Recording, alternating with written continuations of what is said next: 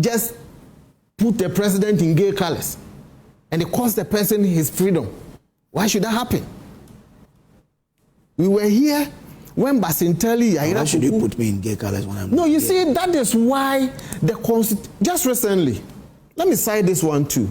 I think May this year, Ibrahim Mahama, the lawyers of Ibrahim Mahama wrote to me telling me to retract a statement I made on a sister station in Kumasi. That is civil.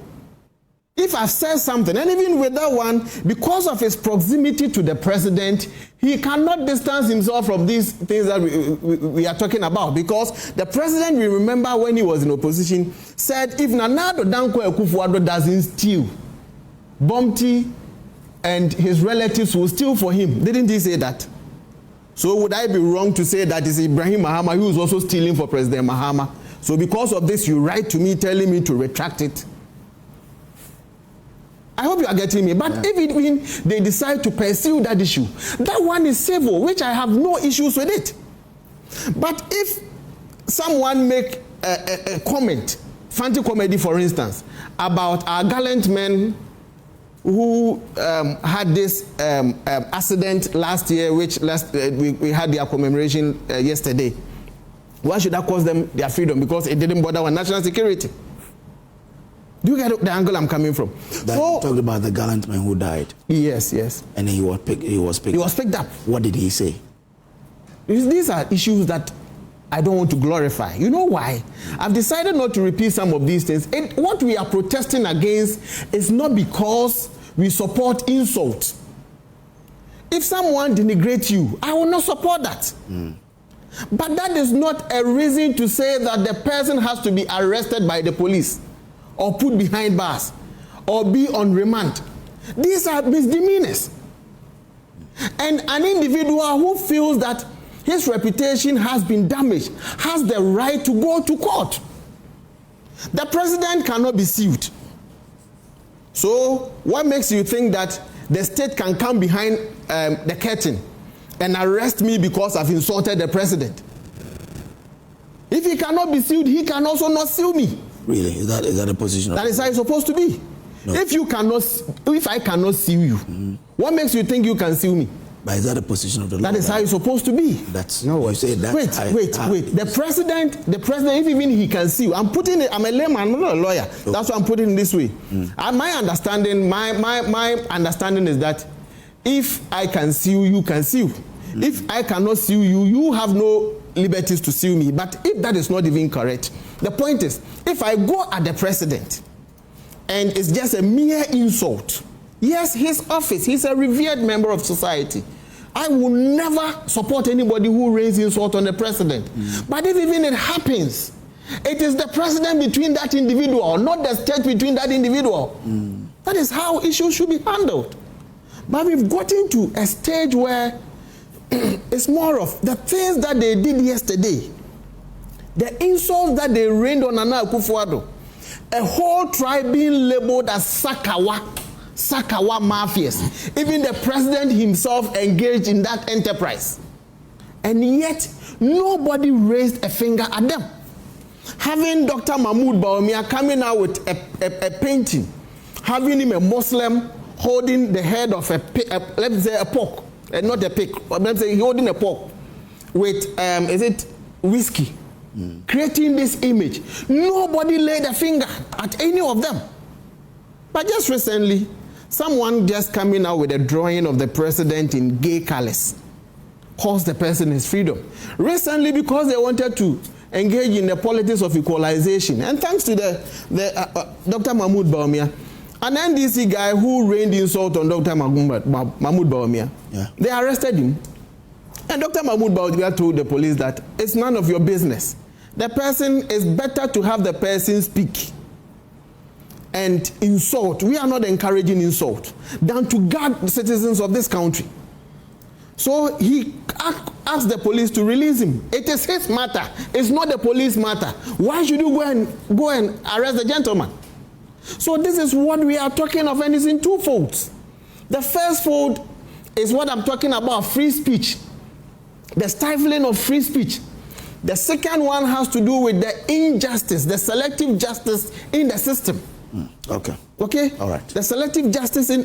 Are you trying to end me? Yes. Just give me 10 seconds. Okay. All right means I wrap up, so I want to talk about it. Just, is it the selective justice in the system? We were in this country when a whole judiciary was labeled. A promise was made that the Chief Justice will remove from office come what may. They came to office and they've managed through the rules and processes of this country to prosecute that agenda. Now, we have, just as we have some NDC members. Dr. Opuni, where is he now? What has happened to his case? Thanks to the revered Attorney General, and only prosecutor has freed the gentleman. How is that related to this? We are talking of selective justice. I'm linking it to one or two issues. Okay. You have Dr. Kwabnado. What has happened to his case? Honorable Collins Dowda, the Sagleme, about $200 million issue. Why didn't they allow the cause to see to the conclusion of the case? Why would the Attorney General hurriedly enter into a nollie prosecutor to free these gentlemen? But when it comes to your political opponents, as we speak, Hanan and Adubuahin, the courts are going on vacation, and yet for whatever reason, the Chief Justice have given some cause special dispensation to carry on with those two cases. Kojo, in your mind, does it look good for you? Isn't it the means or the government going after its political opponents? Is the optic okay for us? Okay. Should the tables turn tomorrow? These very issues that I'm raising, will NDC be okay with it? Thank you very much. I'm grateful. Let me bring in Ivan. Ivan, so you are a young person. Yeah. You watched the demonstration yesterday. From where you sit, how do you describe the democracy now? Is it under attack for you, or you think, well... Good morning to you and to our cherished viewers. I'm not sure democracy is really under attack. Been speculated. But for demonstration, I'm not sure you can fault anybody, because in democracy, protestation demonstrations are legitimate democratic tools any dissatisfied individual can just employ to air your whatever dissatisfaction that you have.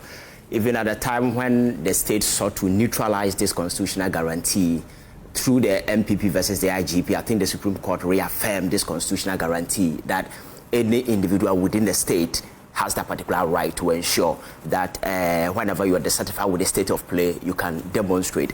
So when you talk about demonstration in our current dispensation, it is not a matter of constitutional validity, but it is a matter of course of action, whether it can be rationalized within a reasonable context. For me, that is the position that I have. So from where I sit, I have always maintained, and I will quote Kwaku Baako any day, I will choose the ugly noises over culture of silence, because in a democracy, the differences in our opinion lies the fiber that is required to nurture and grow our democracy. So at any point in time, I will encourage the young people, everybody will be part of this conversation, because that has always been my advocacy. I want young people to be part of this whole political conversation, because we cannot bequeath our future in the hands of people who will be living tomorrow to decide the future for us. Young people need to take a greater part of this whole conversation. But you see, when we talk about all these things, it is also a matter of credibility of the actors in question. I remember very well, about a few years ago, there were a series of cascading criminal events happening in this particular country, which some of us sought to complain about. That, for instance, if you look at the attack on some of the gentlemen, there was a gentleman called Kaka. We remember the circumstances which led to his death. These were some of the concerns some of us had about democracy then. We complained, but we were labeled Sambalat. At some point in time, they said we were anti-government enthusiasts. We were just enemies of state, you understand? But so if the actors under those circumstances today turn around to complain about certain things, then the question is a matter of credibility. Because this whole demonstration thing is to push sensitive issues to the forefront of public debate. It's not for you, it's not for the NPP, but it's for the Ghanaian people to accept that indeed you have a reasonable course of action and we will help you to propagate this particular matter. But the question is that you will fail to realize there was a problem when these things were happening. For instance, Gregory Afoko was kept in prison custody when even the court gave the green light for him to be removed. He was kept there for almost 7 good years. Was democracy under attack? This individual, nobody saw that there was the need to intervene at that point in time. It got to a time journalists were being hounded. My brother made mention of, I was in the studio with Captain Smart when national security bumped into the studio and he was whipped away. Democracy wasn't under attack. So those of us who complain about those circumstances, then we may have every right today to complain if there is a problem. You understand? And if I'm to... But in the same vein, okay, those who criticize then, yes, do they have the right to today support those actions? That's what he said. They only interrogated those who left him. Who criticize the actions then? Yes. Do they have the right to support it today? Yeah. I'm asking that because you are not... Yes, but I think the magnitude of this whole complaint is more of an partisan emotional speculations, because I don't think democracy under the current dispensation is under attack. Because yesterday they were able to walk free to the Jubilee House in a country where the state is being accused of like a certain climate of treachery has been activated. You cannot walk to the Jubilee House in the midst of police being protected and then present a petition. You understand? So for me, the MPP, the angle they are coming from, you can understand, because when you're in opposition, some of these things are things that you can easily complain as an opposition party. But sometimes it's not just about you. You need to situate your grievances within the context where the ordinary person can reason with you.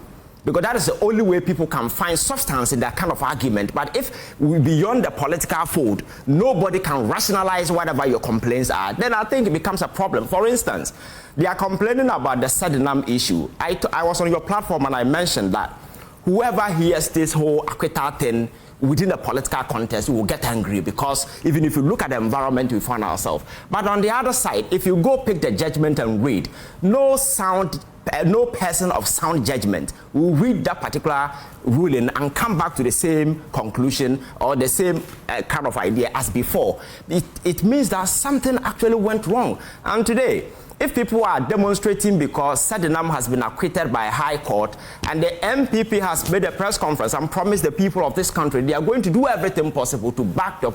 Bawumia in his ongoing trial. So at the end of the day, if the high court, his ongoing appeal, the appeal that is about to be filed, no, I'm referring to Wuntumi. Wuntumi's appeal. So let's say in the next month or few months to come, if he gets acquitted, are they going to demonstrate on that? You understand? So we need to establish certain principles, the way and manner we do our politics. And if you go to the social space, for instance, if you go back to 1990, nobody will be complaining about social media. But where we are, the social space has become increasingly available, a platform we used to do politics, and it is even larger than the traditional media we know. So this particular space cannot be left unregulated. A lot of people do a lot of stuff on social media, but how many of them have been arrested?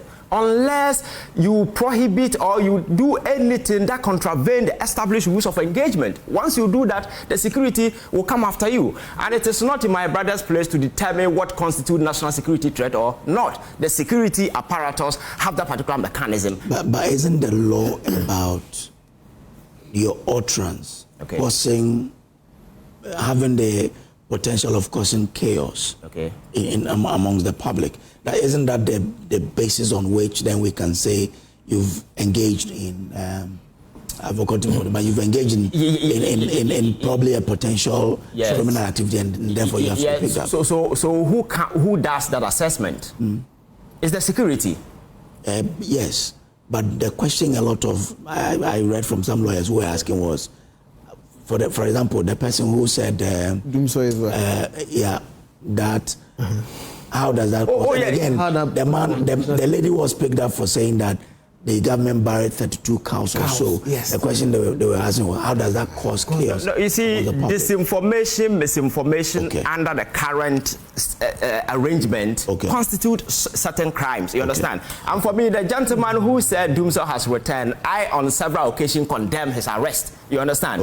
Because in all these things, we can also condemn the police. But very often, the police is substituted for the government. So where the police is to be criticized for their inactions, omissions, we tend to insert the government there. That seems to neutralize the whole conversation, you understand? There are some bit of unprofessionalism on the part of our police. Sometimes the way they react, they resort to certain command. So on a good day, all of us as Ghanaians can sit down around the table and have that conversation, how we can ensure that this kind of civility and professionalism prevail within the security architecture. But if you tend to do it partisan, if you blame somebody today, somebody will flip the coin and have millions of accusations on you. So I think the credibility is what is a problem today. You understand? So I think we need to frame the conversation in such a way that people within people outside the political scope can find reason and understand that we really have a genuine course of action, and people will accept the conversation. Else, it remains mere partisan, emotional speculation that will find no grounding in any substance, and it will continue like that. Let me bring in Professor Tatos Biyode. He is a politician. You mentioned the fact that politicians do take a stance that benefits them today, and then tomorrow they change it. Prof. So sometimes when you refer to me as a politician, it doesn't sink in. It's not taken time to sink in. A lot of the time, I criticize politicians before I realize I've consulted, participated, and actually won an election. And by extent, I'm one. So I'm getting used to the feeling that I'm one, but I see myself still more as an academic, a professional, a medical practitioner, expressing my views and opinions in a political space. So let me say good morning to my colleagues again, and say that it's interesting the views being expressed. My initial comment on yesterday's demonstration is that I want to commend the Ghana Police Service and the organizers for a peaceful demonstration.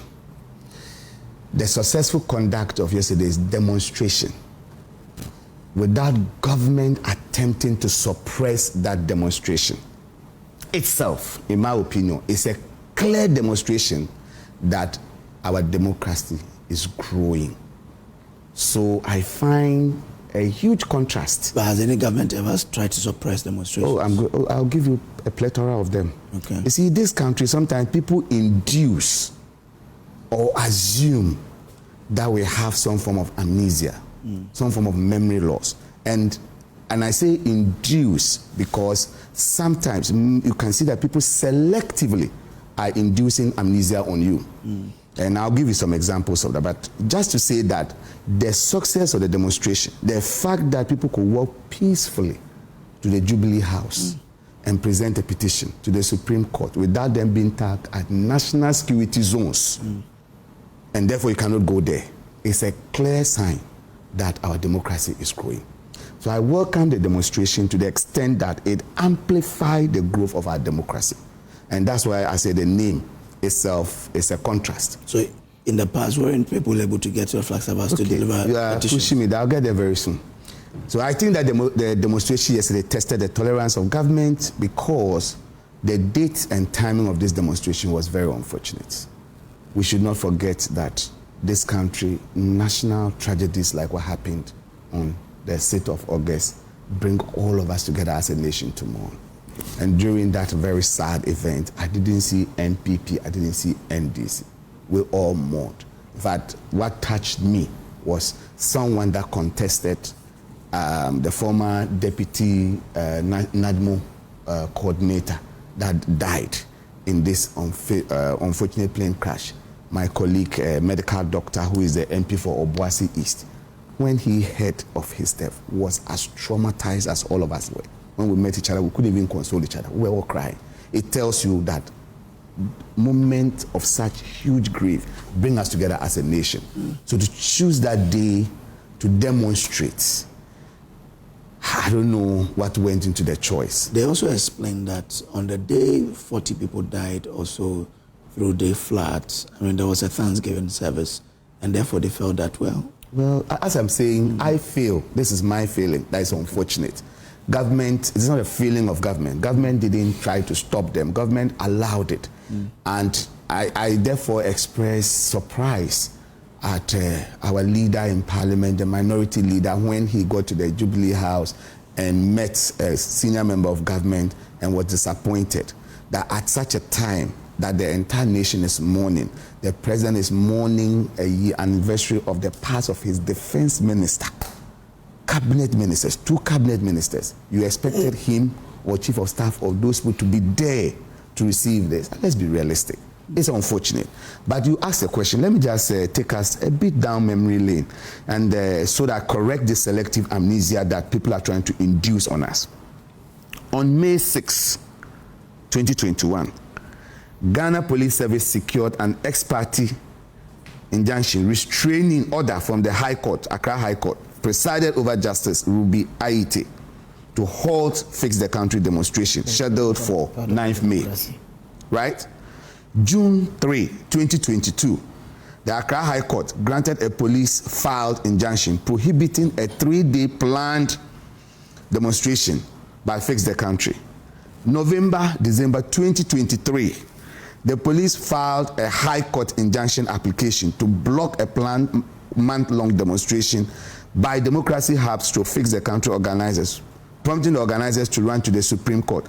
I'm just citing these things for you to know that if anybody thinks that it is lost on us where we have come from, I have been a union leader, and for us in the union, demonstrations, strikes, sit down, wearing of red armbands, all these are means by which you express how you feel.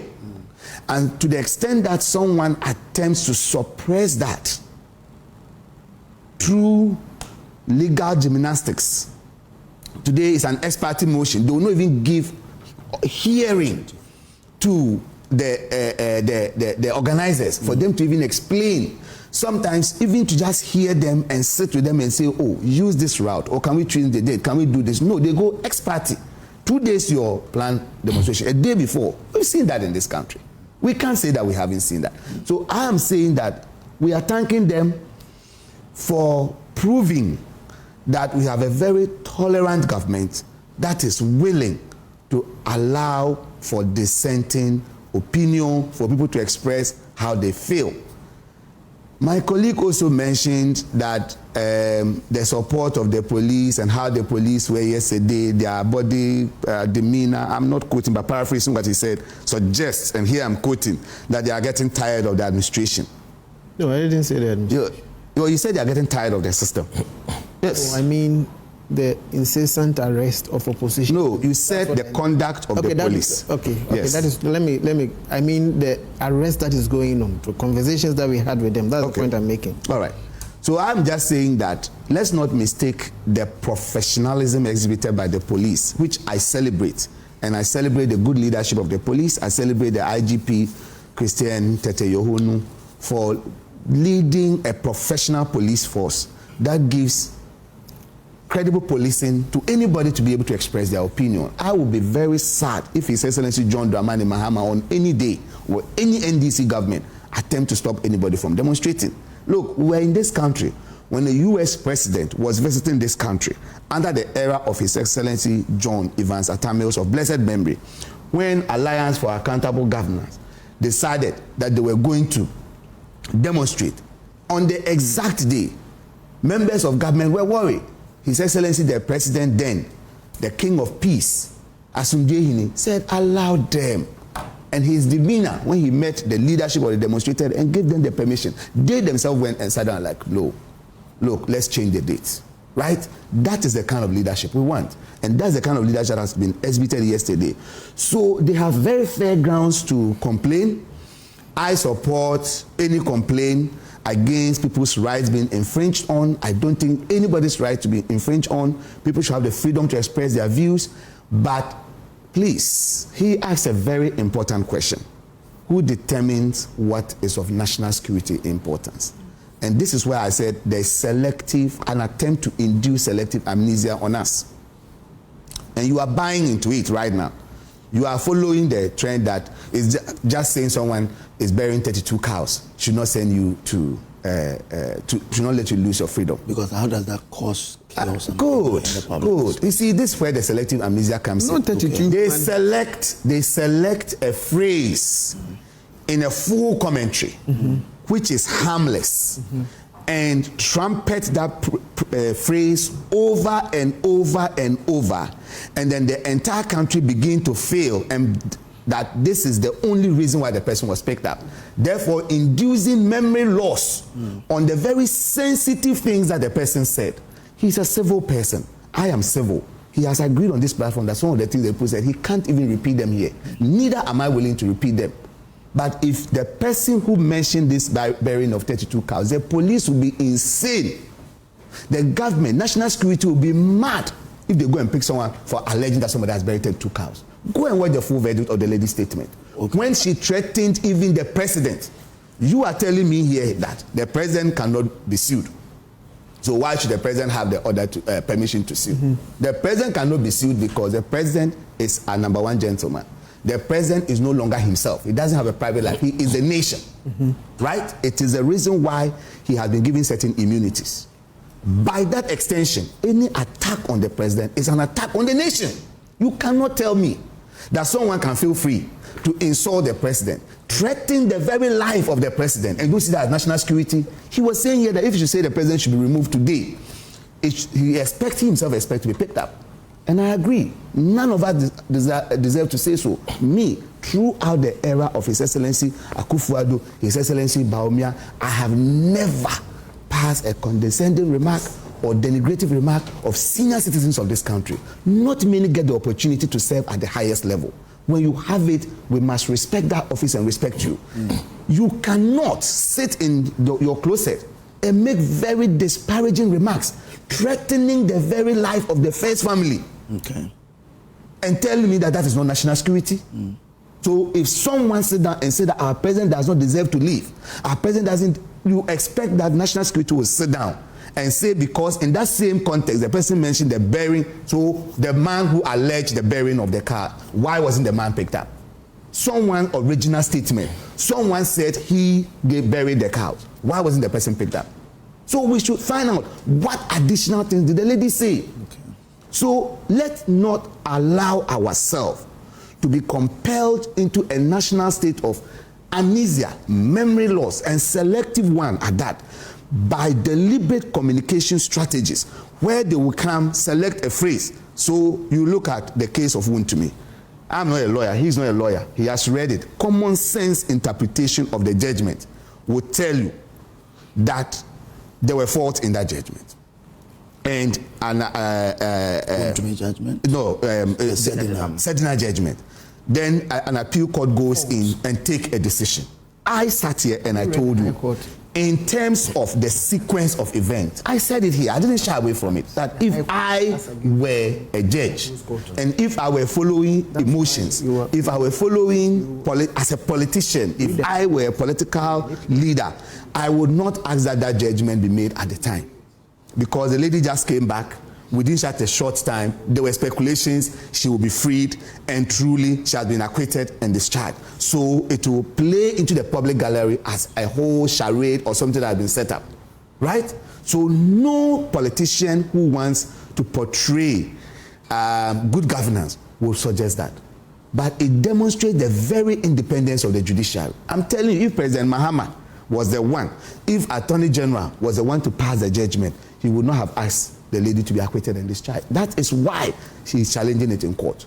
But they use the legal principles, and when you follow the law, they tell you based on the law, they do not find merit in that judgment. So again, selective amnesia. They will come and sit on stage, will not quote the law, will not quote the judgment, and tell you the faults that the 3 appeal court judges unanimously found, but rather will go to the alleged crimes of the person. What are they inducing you? So that you forget the content of the judgment. But when the Attorney General is even challenging that, yes, doesn't it give credence to them challenging the ruling? That's what I'm saying. So they should help all of us with good intellectual discourse to challenge the ruling. Let us speak to the ruling. Let us speak to the ruling. So but if you ruling, I've heard them say, if you found fundamental issues with the way the trial went, yes, what to do is to call for a retrial. Excellent. And nobody in government has said they should not have called for a retrial. Nobody. That's why the Attorney General is even challenging it. The judges had the option for a retrial. They had the option to quash the whole thing, acquit and discharge. They opted for one. I do not know under what circumstances a judge will choose A or B. Okay. So I expect that the legal luminaries in this country will educate us on platforms like this to guide us that, okay, under this particular case 1, 2, 3, judges chose a retrial. Under this case 1, 2, 3, they chose an acquittal and discharge. Based on this, we think that you should have done this, and go to court and challenge it. But if you want to mislead the entire country, you sit on stage and they make allegations. They say he took 91 million, he took this, she took this, she took that. That is why she has to be in jail, and therefore the government is free. When you know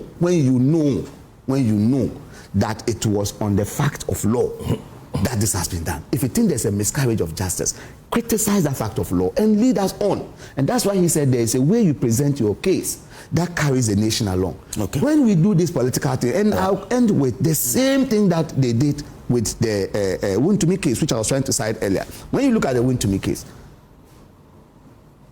they went to court, argued in open court after the case was lost.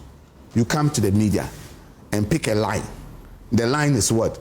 They said assignment.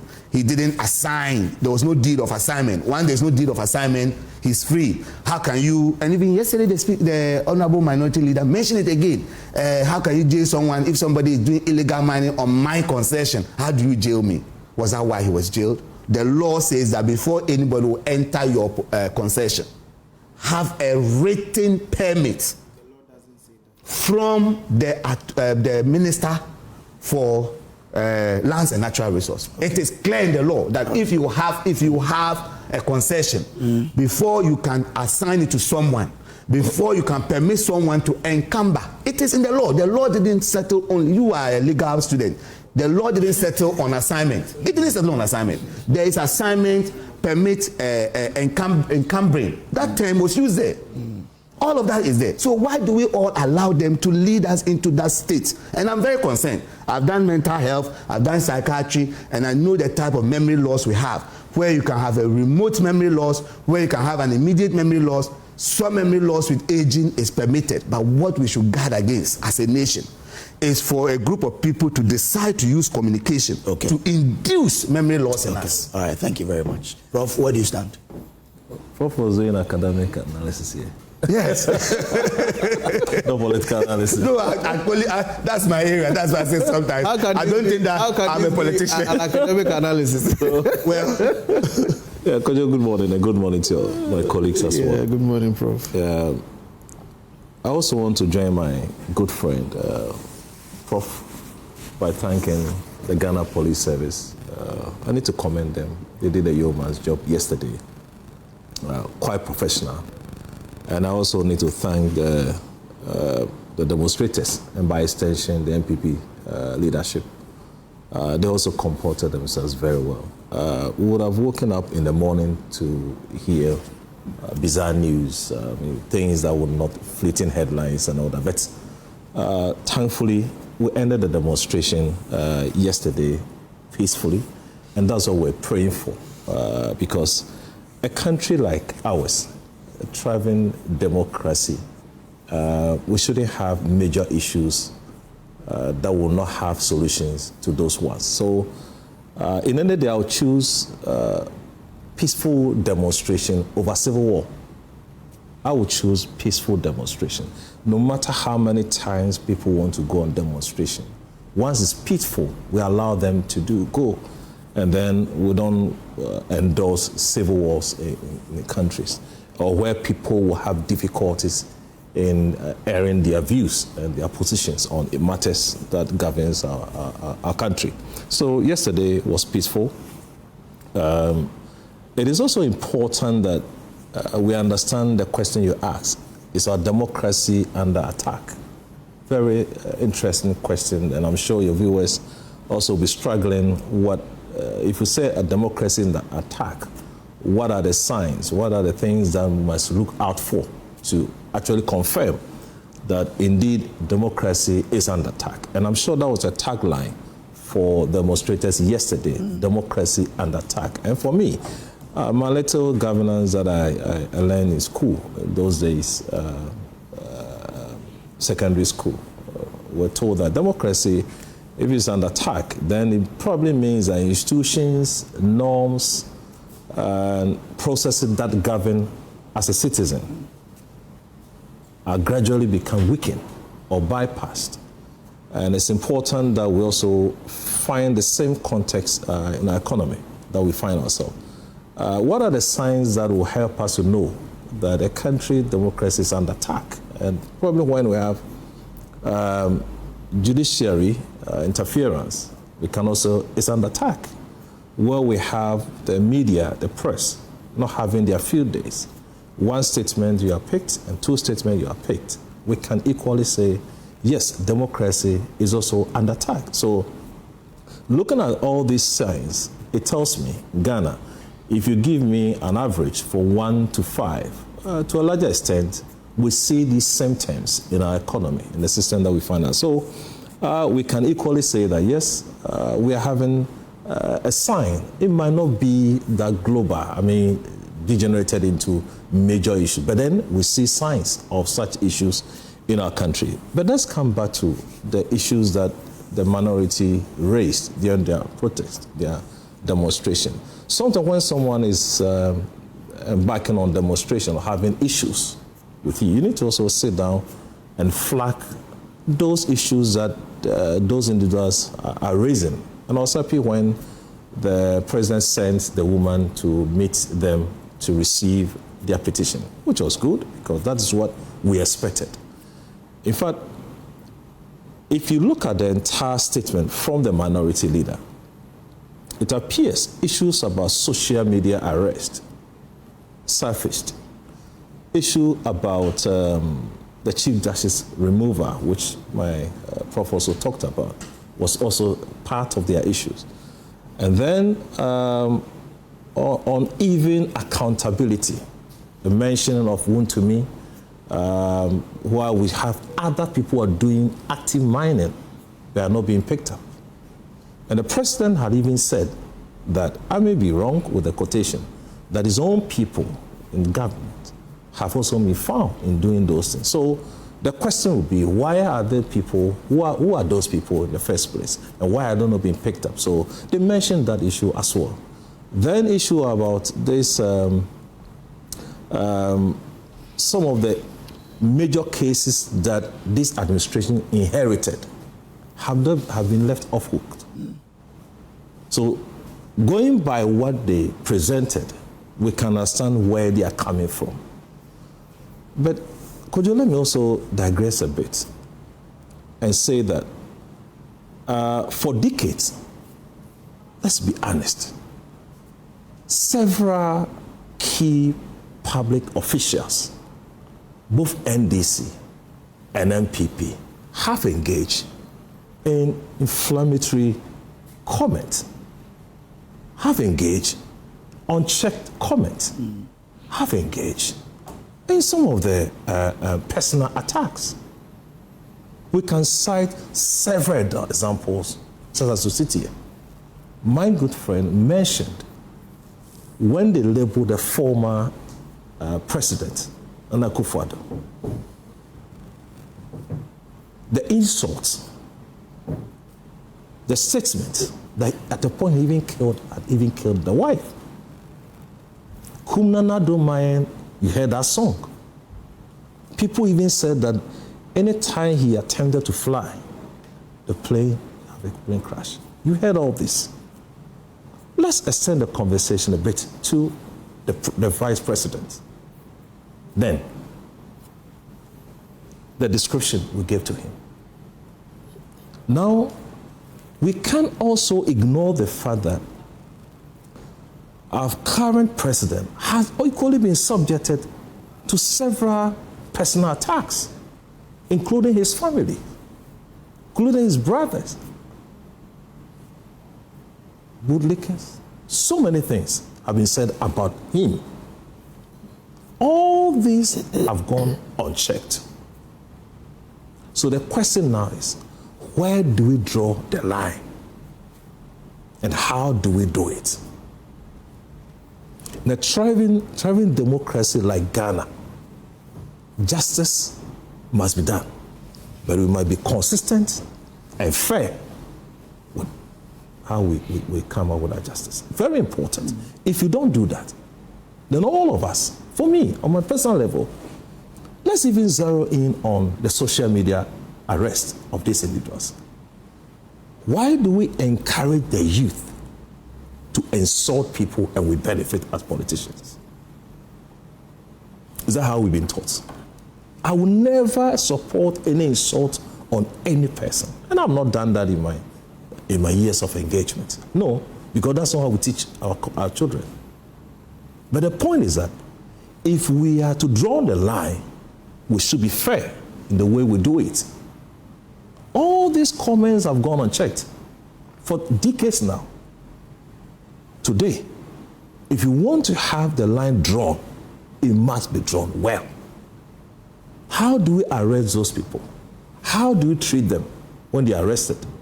Which comments will cause for a proper arrest? That's the conversation. But while we are holding this government to bringing the government to a discussion, it's just because in their manifesto, the word used, resetting. So if all these things had happened in the past, gone unchecked, people were not handled properly, and today we want to do it right, we should not be seen be doing those things done in the past. Because it's a resetting agenda. We need to clean the table. How do we do it? That's the conversation we have this morning.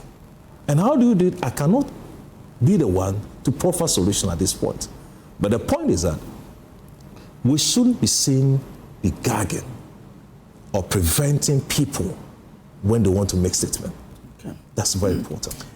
You mentioned that you were happy they sent the woman to come and receive the petition. Yeah. So what do you make of the what happened when she came? Well, in fact, I had comment from, and that's a woman I respect her very well. But if you focus on that issue, it will take the shine away from the entire conversation. And I don't want us to get there. Okay. Because it has nothing to do with our issues that we are talking about. Okay. You were sent to come and receive petition. Comments were made. But I heard her say yesterday, that the minister or the MP even had to change that statement. You can quote me. Okay. So once she made that comment, I said, then there's no need for us to trumpet in this whole issue. Okay. For me, we have a rare issue to talk about. That issue does not take a shine out of all this conversation. Okay. So, right. But let me just make a quick comment that Prof asked a very important question, and I am worried about the same question. We all want a better country for ourselves, and the question of political equalization is not helpful to us. And the question is, where do we begin?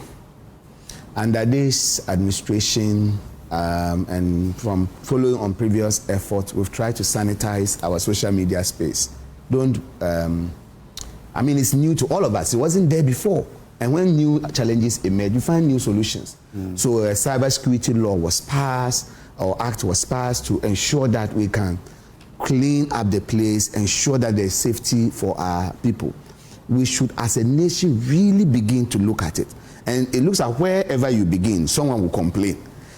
If things were done and they were unchecked in the past, and someone says, I'm resetting, and therefore I'm starting to check everything, it will be seen as selective because it's starting now.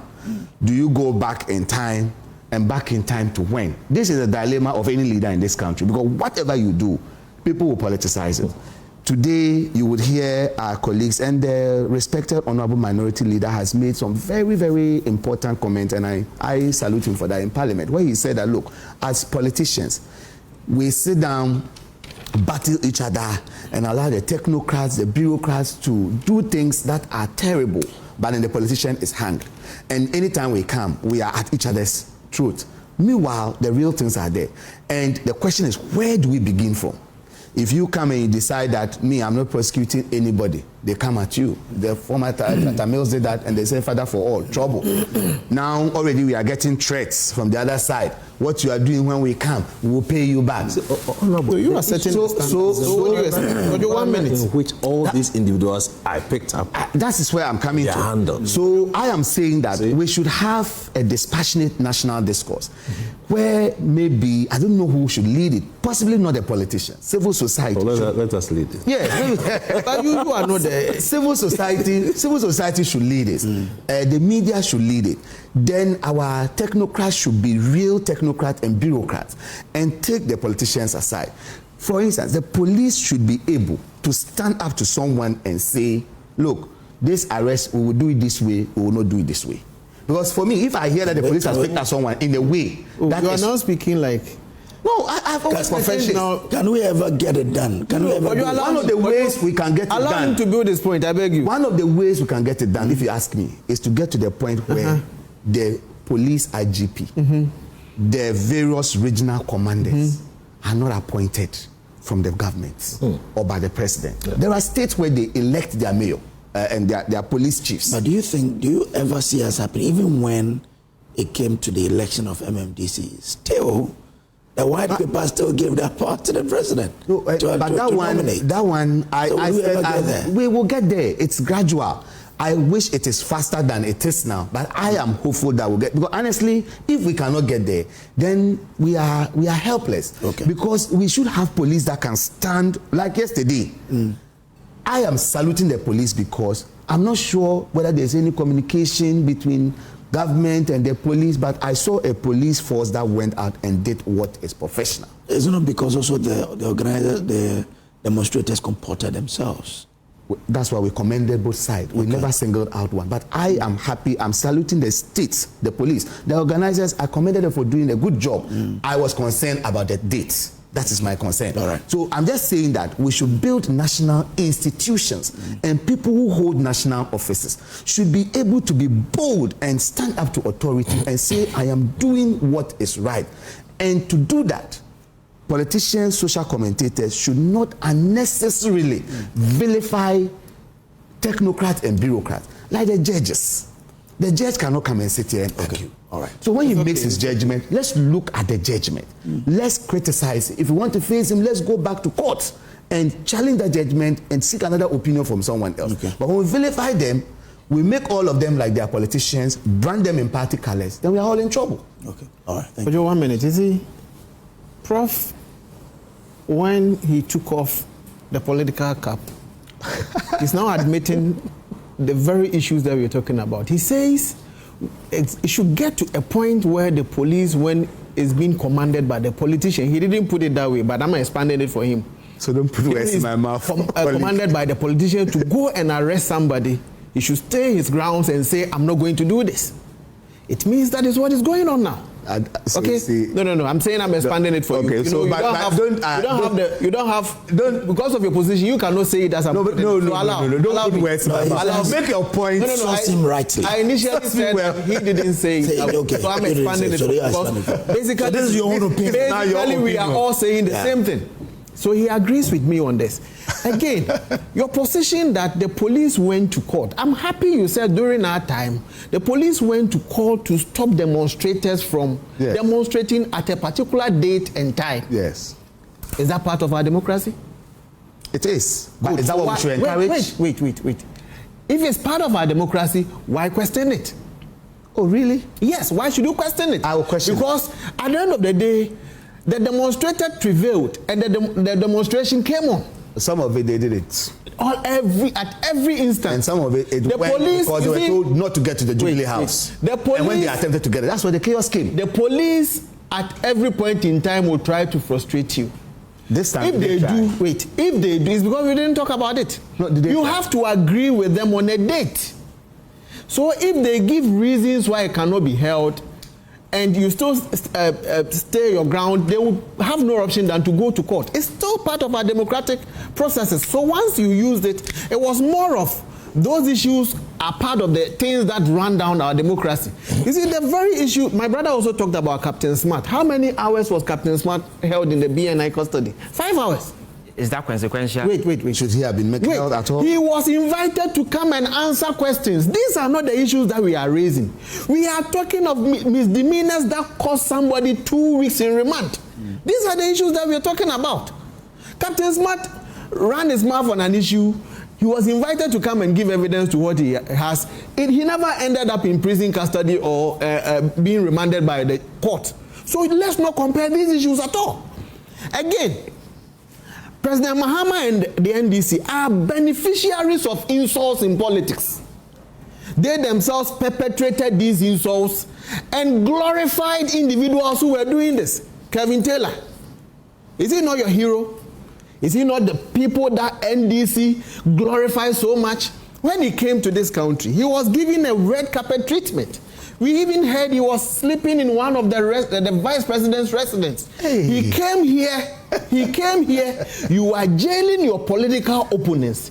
He came to Ghana, and when nothing happened to him. This gentleman has insulted almost every prominent personality in this country. You let him go. The last one. The last but two, anyway. I'm just giving 2 instances. I will not explain.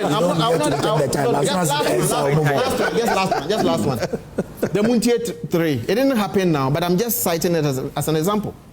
These individuals, just like Kevin Taylor is behaving now, insulted almost everybody, threatened a sitting Chief Justice.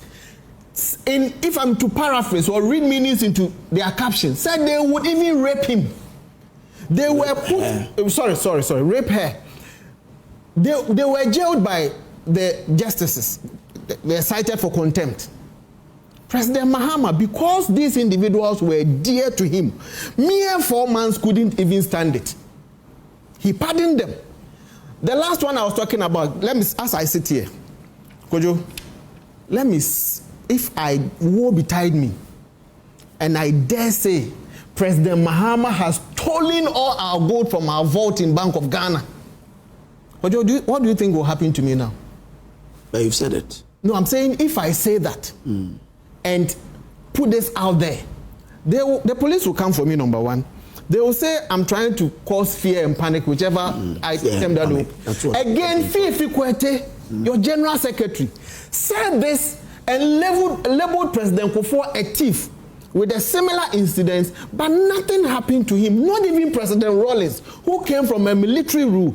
He allowed us to freely express our views. So for us as NPP, we are not asking much.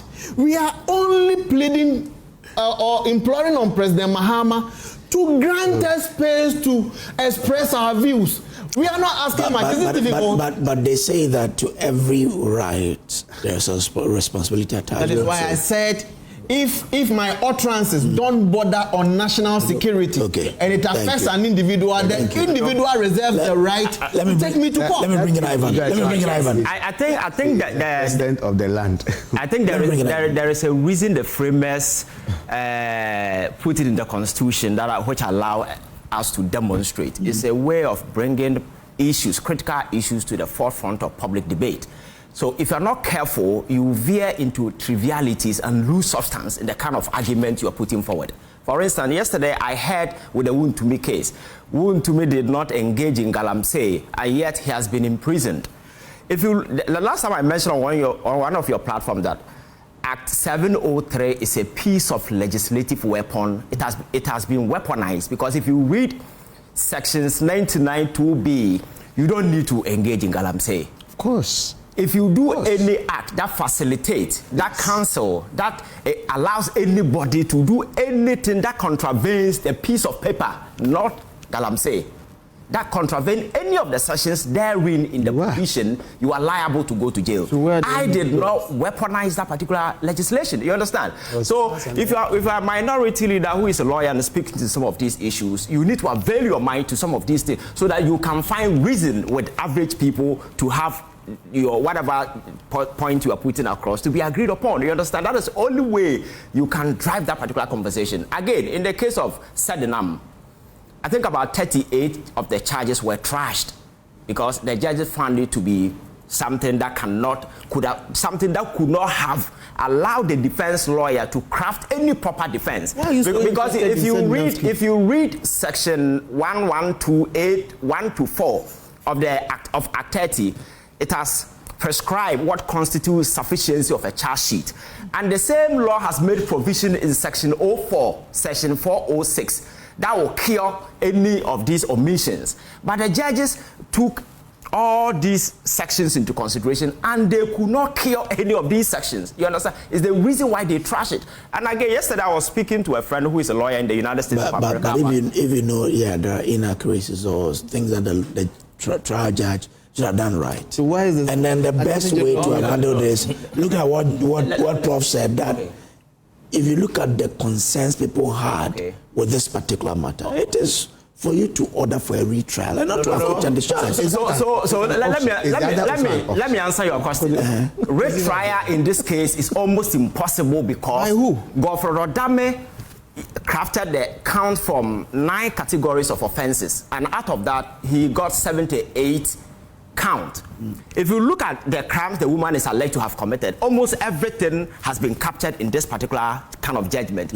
Because of the principle of double jeopardy, you cannot try the same person on the same set of facts and the same evidence that will come. So if you take away the 9 categories, there will be nothing left for anybody. So that is why I disagree with those calling for retrial. So what is the AG going to do then? He's appealing. He said he's appealing. I get it. Do you know what I get it. Yes. For me, that's substantially wasting his time. Yes. Oh, really? Oh, yes. For me, he's wasting his time because if you read the judgment, don't forget that the Supreme Court is not going to admit any external document. They are going to rely on the two judgments and make provisions. But if the thing is defective, and for instance, and yesterday I was talking to a friend in the United States of America about the count. He said no serious prosecutor will put up about 78 count, because in a criminal prosecution you are supposed to prove each count beyond reasonable doubt. And it's a Herculean task to do. You understand? In the Wontumi case, there were just 6 count. Another day the prosecution was there were two issues. Yes, and one last thing about one last concern that was being thrown about yesterday was the fact that the critical actors in this criminal enterprise were left go because they were turned into what do you call prosecution witnesses. And I think that is a common practice anyway. When it comes to prosecution, it is the square discretion of the Attorney General, depending on the prosecutorial objective that you have. But isn't that why people are also asking questions? Yeah, because I think it's a system people... Yeah, it is right. But as people say, something may seem right. Yes. It doesn't mean that you should. That is why I'm saying that, Prof. A quick one. That is, it is in line with the prosecutorial objective of the AG. Because when this guy was arrested in Mexico, you know, El Chapo. Yes. Nobody ever caught him with cocaine. So how was the America going to get, the DEA going to get direct and positive evidence to try him? So the very criminals who executed his whole enterprise were the people who were turned into the witnesses. The witnesses. No, but they were I have mentioned. Thank you. I have mentioned here. We need to move on. It's 8:27. I have mentioned here. 8:27. That Probably you had your second bite. Let's move on and talk about something else. Unless, of course, Prof. hasn't had a second bite. No. If you don't want, then we can move on to talk about this. I've not had extensive conversation about Wontumi issue for a long time. It's not about Wontumi. It's still about the demonstration. Of course, it was part of the. It came out in there. And I was happy when lawyer said, "Well, he's not a lawyer." Oh well, I think he's someone who is a student of law. Pockets. You have. It's fine. He's been arrested, jailed.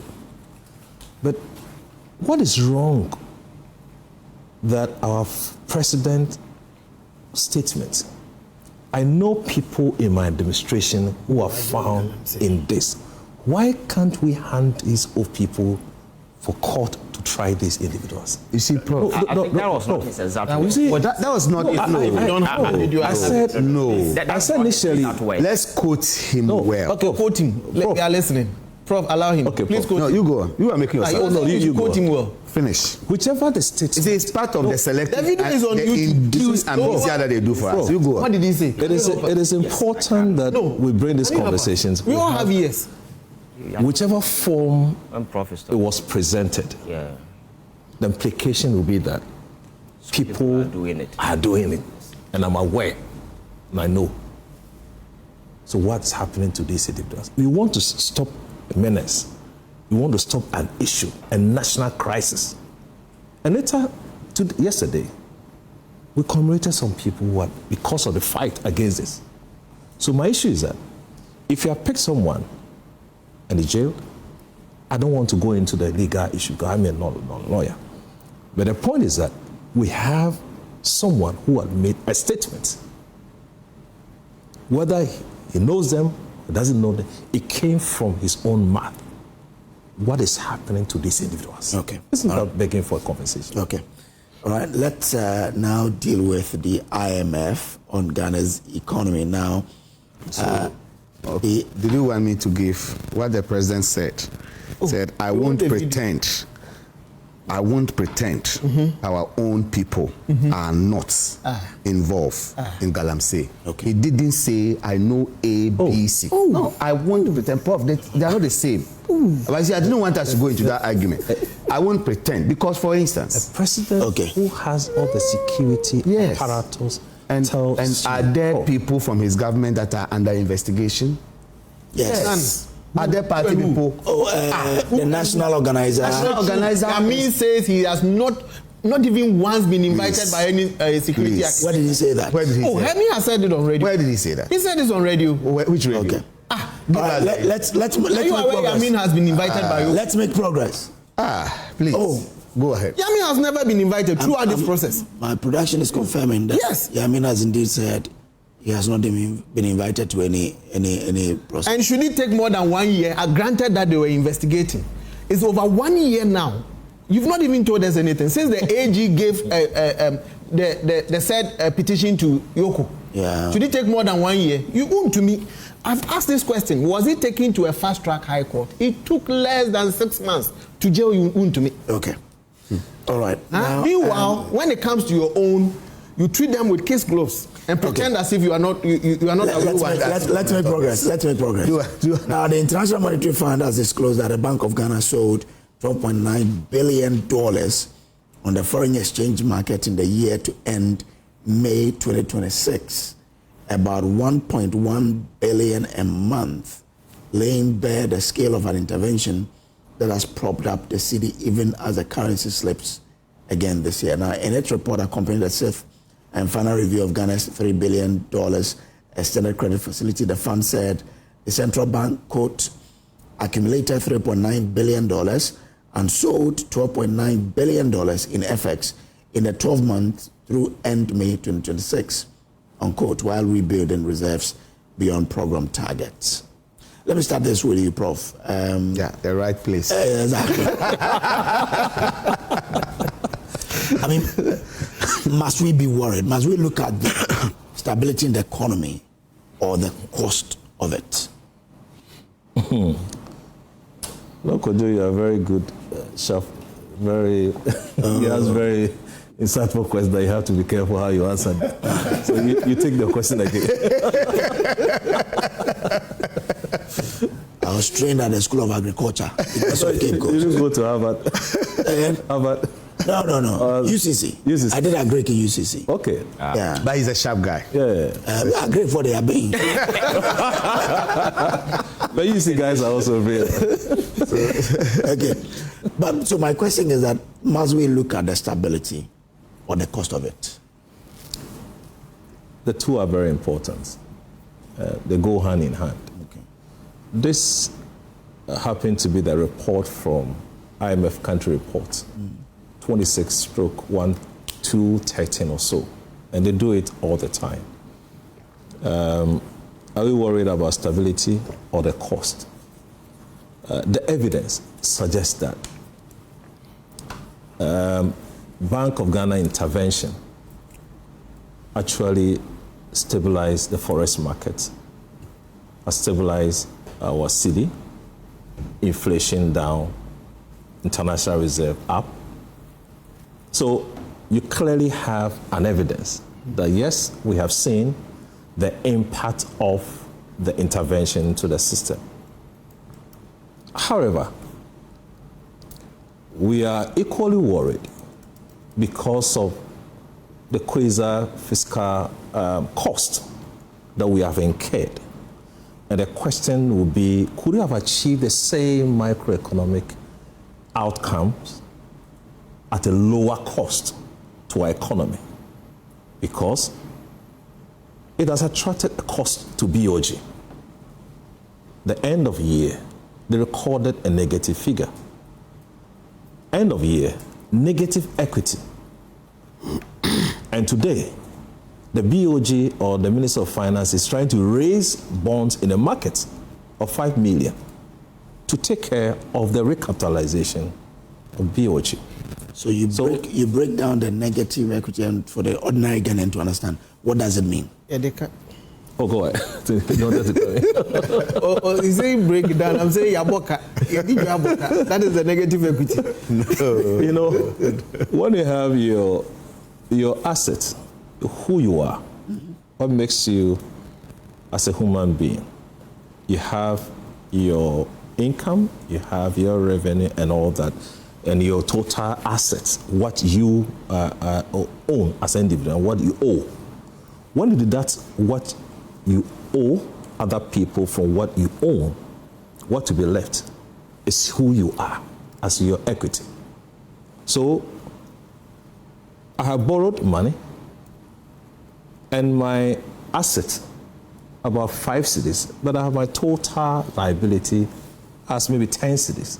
When I did that, I still have a negative. So that's what happened to Bank of Ghana. Okay. Of all the assets and their liability, the bank recorded a negative equity, which means that it will be difficult for such company to survive the foreseeable future. Okay. So there should be a recapitalization. So they are calling the government to support. Else, operations will be difficult. That's all that we are talking about.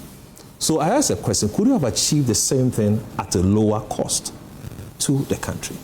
Yes, maybe there could be other ways for us. Might not have that conversation today. I've had it several times, how we could have achieved the same thing, getting different results. But let's come back to the conversation. You mentioned 2 figures here. I saw a figure of 13 billion Ghana cedi. Yes, there's $12.9 billion. Yeah, and I saw in cedi equivalent. Okay. In cedi equivalent. If you translate $12.9 billion in cedi, that should be a lot of money. Then you multiply it by, even if it's 10. Yeah, but I saw, I think, 129 billion.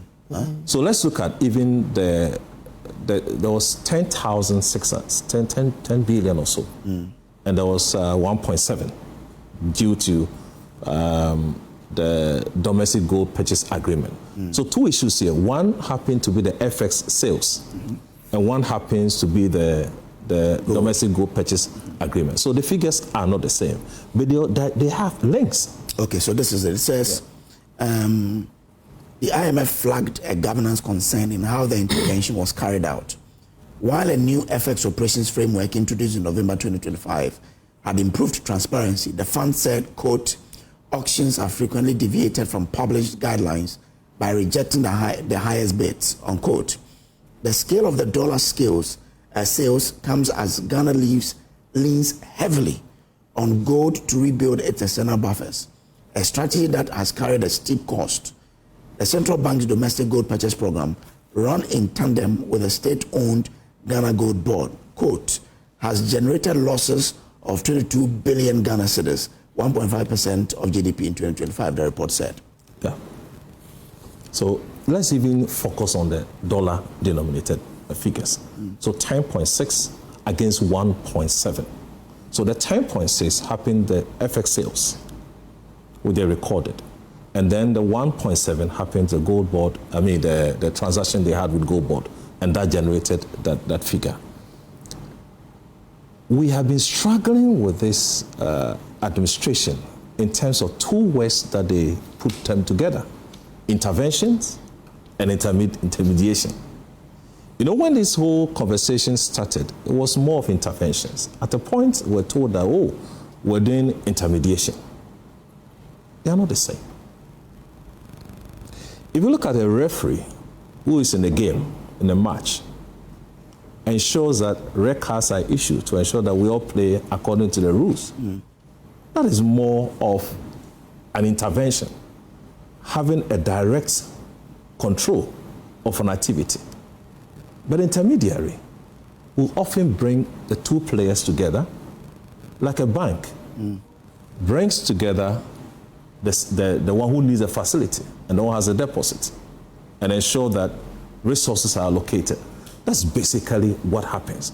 So which one are we talking about? Is it the intermediation or intermediary? But in recent times, the goalposts are being shifted as we are doing intermediation. But what I have seen is a proper intervention in the market, trying to control or suppress and ensure that CD performs. And therefore, let me throw in, go to reserve, bring money, put into the economy, so that we stabilize our currency. And I said in my intro, yes, we have seen evidence, stabilization in the forex markets, the CD, inflation, the reserves. So we see it. But the issue that we have is that the figure we mentioned, the 10.6, in terms of percentage, if you look at the intervention, it represents 51% of BOG inflows. The amount we put into the economy represents 52% of BOG inflows that came in, sank into the economy.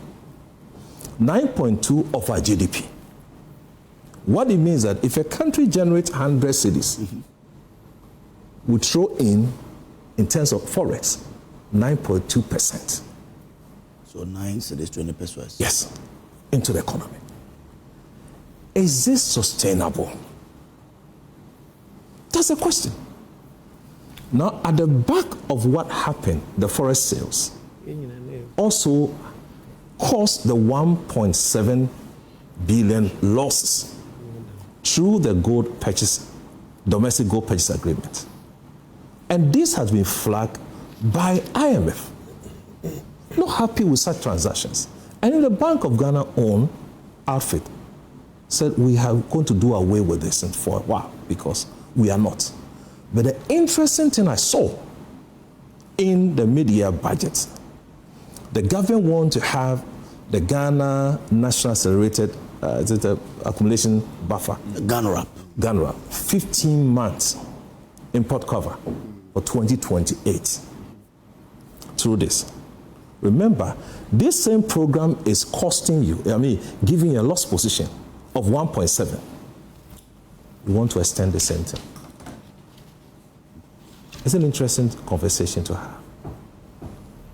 Your activity with Gold Board resulted in this loss position from what we are now, the domestic gold purchase agreement. If it's given that loss position, negative position, how do you extend this whole thing? It's good to have an idea, I want to increase the import cover to 15 months. It gives us a leverage as a country. But then, check what cost, the amount we are talking about, the 1.7, what triggered? As a result of these issues with Gold Board, which the IMF flagged. Go and see our exit report, the IMF. It's interesting. The issue they flagged in the same report. And today, this is a special report from the same outfits telling us of what happened. So the 10.6 also affected other position, which is your your domestic goods purchase agreement. So, Kojo, we have an issue. We cannot sustain our economy on this intervention. It won't work.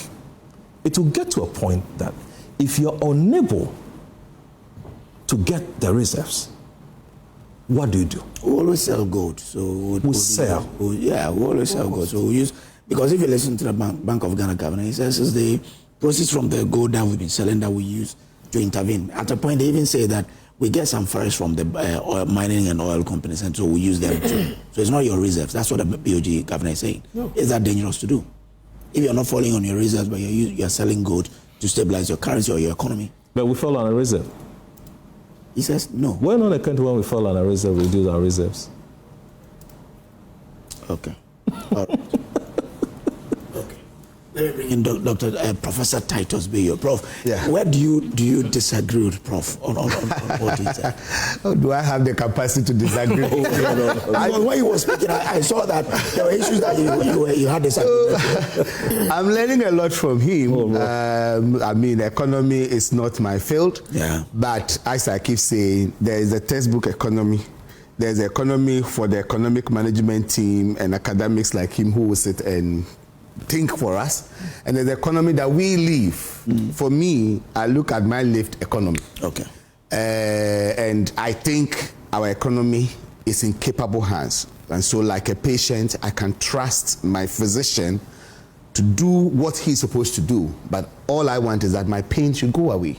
And once my pain can go away, do what you do to get my pain to go away. So you are a patient, you go to hospital, they put you to sleep. You don't know what the doctor did, but you come out and you hope that what led you to that theater should have been taken care of.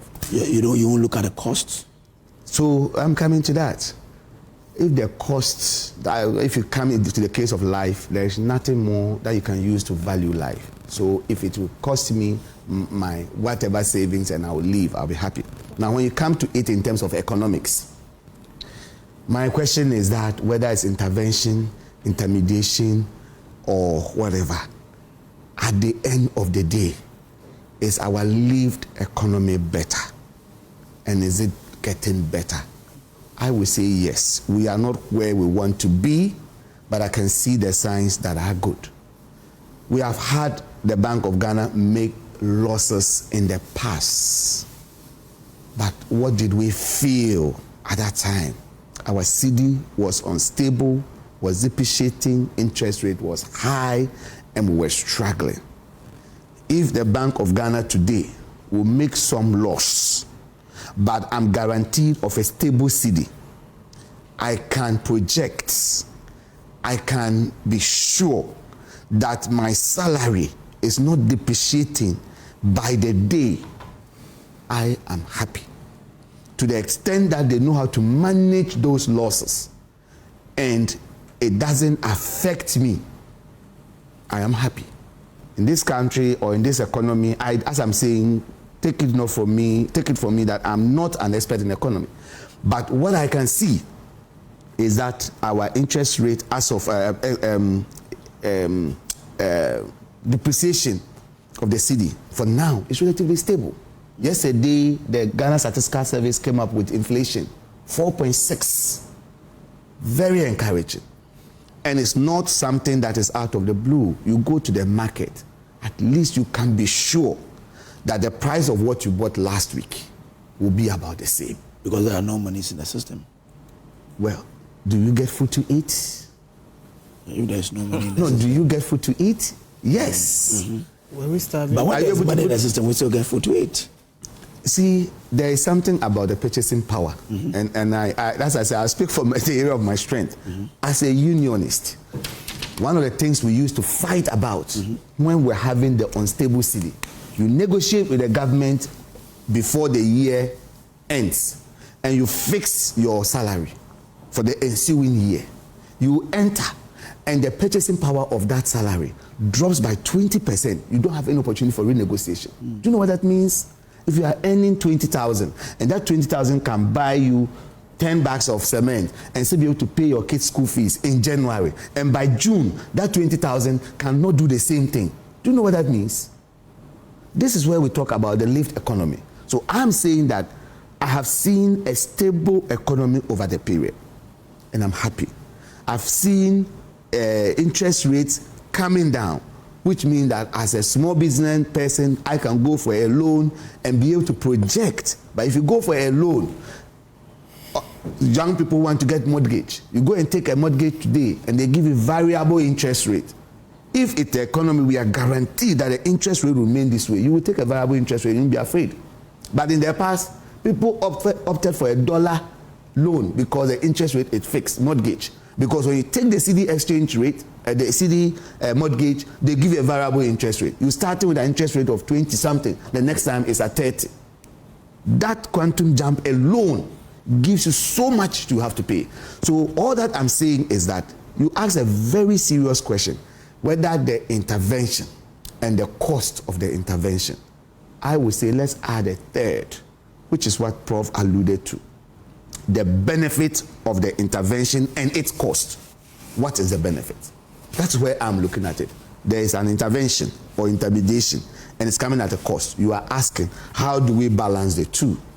I am saying that as an ordinary Ghanaian, my focus is on the output of that. And I am hoping that whoever is making the decision will not make a decision that will land me in trouble in future. Okay. And so the caution to the managers of the economy, to the economic management team, to the Bank of Ghana, and I wanted to ask Prof, if this intervention is not part of the mandate of the Bank of Ghana, if it is part of the mandate that they can intervene to ensure policy stability, to ensure that we have fiscal stability, to ensure that the CD exchange rate is stable for us to be able to plan, and they are carrying out one of their core functions, I'm comfortable. But Prof, if this is one of the core functions, yeah, why did the government run away when the minority came out first to say, this is what you're doing? And then the thing was that there was nothing like that happening. No. So what did the minority say then? And what was the runaway? Because see, there is something that has happened, okay, which I've been looking for explanation. And just last week, before Parliament rose, the Honorable Finance Minister came to my committee to present something. And I asked him that he is doing a certain magic that I don't understand. And I'm sure senior economics are not able to understand what is happening. And people should be humble to ask for explanation. Okay. The magic of this gold board, whatever gold board has done to this country, whatever it is, it looks like it is good. Okay. Why am I saying it's good? Because we are getting the full, almost full proceeds from the sale of gold. Okay. And because of that, we have a lot of foreign exchange to be able to pump in. All right. One of the things they taught me or explained to me is that these losses, and Prof, correct me, some of it is not what you will term cash loss, because some of them are exchange rate losses in the trade. Some of them are operational losses that are not necessarily like you bought something at 10 cedis and going to sell it at 8 cedis. That's why you've made a loss. Okay. No. So I am saying that the gold board is doing some magic that is building up this reserve, and being ambitious of having a 15-man cover is a good ambition. Okay. It should come at a good cost. Let me just land on this. Let me land on one that I have said 6 Let me just land on this. Today, we got up, all of us were concerned, and the NPA had to assure us that fuel, for instance, we have 5 weeks reserve. If whatever is happening up there, we should not be worried, because at least for 5 weeks we have enough reserve. I'll be happy as a Ghanaian to wake up and be told by the NPA that, look, even if they close Strait of Hormuz, if whatever happened, they blast wherever, for the next 3 months, I'll not have problem with fuel. Okay. So that is something that is happening right. Thank you very much. Yes. Ojo, is it because he's a teacher? He speaks plenty. Is you are saying some are forex losses and some are operational losses. I've asked him a question. Wait. Every loss is a loss. Don't say there's nothing like cash loss. Every loss is a loss that is sitting on Bank of Ghana's books. But there are different losses. Ask the professor, again, he will tell you. I'm happy you asked that. The professor can tell you. As I sit here, I'm still surprised the majority caucus have not had a press conference to talk about the losses that the gold board has incurred. Because you hurriedly came ahead of Bank of Ghana to have a press conference to deny the losses that Bank of Ghana has incurred. You see, we've given some time, like we say on the street. Now you've been exposed.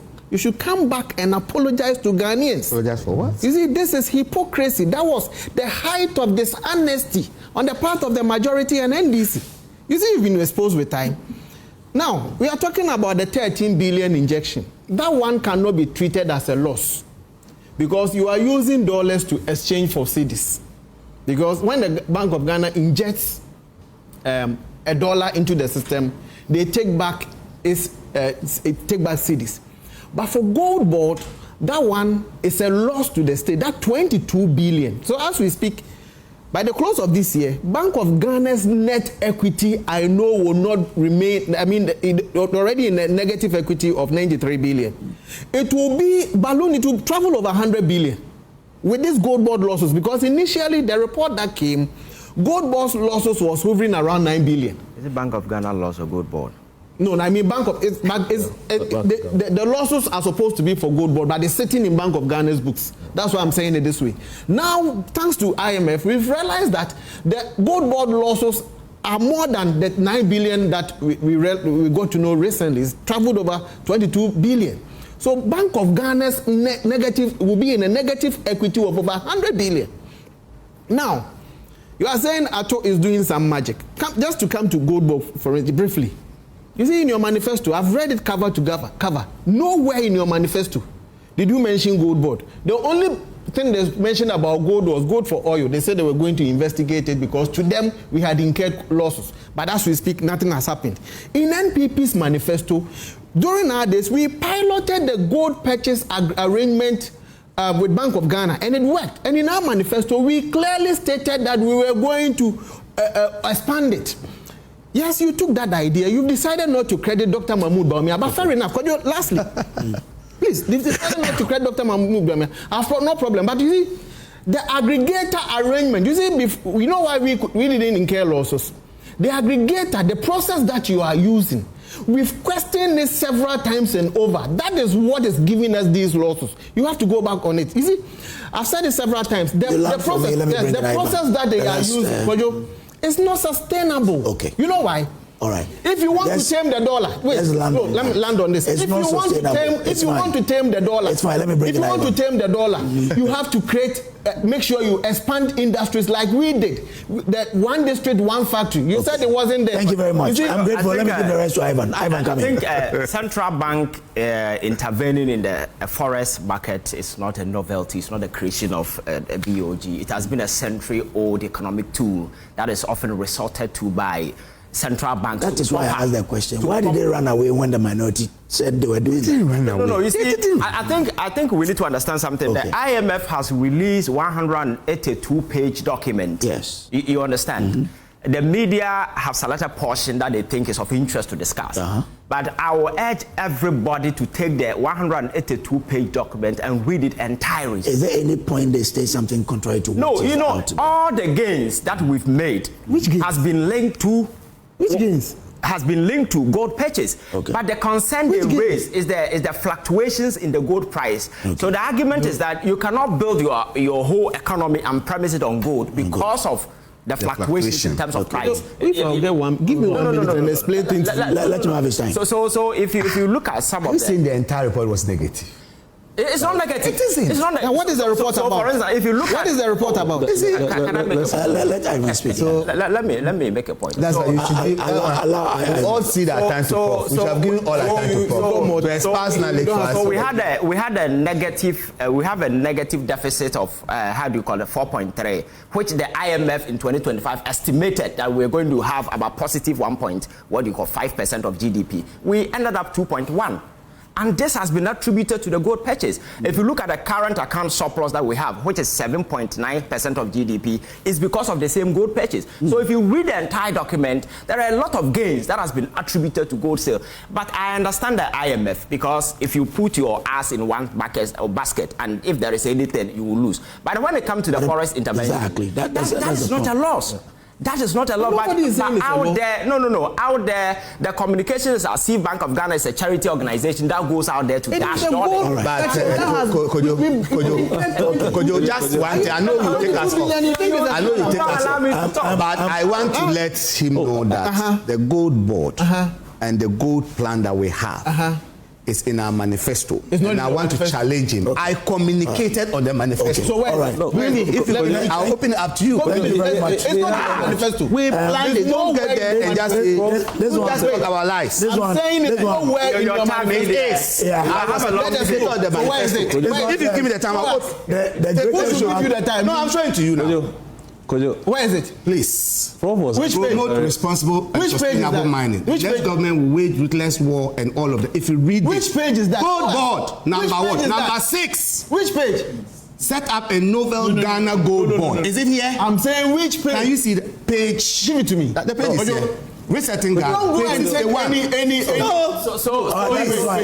you confirm? Page 61. Page 61. That's a lie. Please, this is it. The core job of every government is I was a communicator of the manifesto. as it stands now. You see you are standing. Where is it? You see you are standing. Go down number 6. Stability has been achieved. Number 6. That should be the focus. I was a communicator on the manifesto. Number 6 where? He asked Hold on, guys. It's there. Are they? I can't find it. VOG. Is it part of the time? Is VOG? No, we have. Hold on. Is VOG? Can you see this? Yes. Clearly. On page I have to get it. I'll get a full document and then. Page 61. Is it part of VOG? Now, how do I know this I'm is responding to your your question. Yes. Is VOG? Is it part Open of it. You their have the mandate manifesto. No, I'm confirmed. enter or to do intervention? Open it. I would say, just as he's a doctor, at what point do you administer a medication to a patient? It's when the person you have then diagnosed. Yes. You found the so medical for yes, you are allowed to administer. BOJ, they allow to do that. Good. Under which conditions, circumstances? Good. Listen, this is the kind of argument I want. So the condition might not have been met yet. Yes. Thank you very much. Good market. The greatest mark of respect the government could have paid to the 8 gallant citizens who lost their lives in the line of duty in the fight against illegal mining would have been to decisively erupt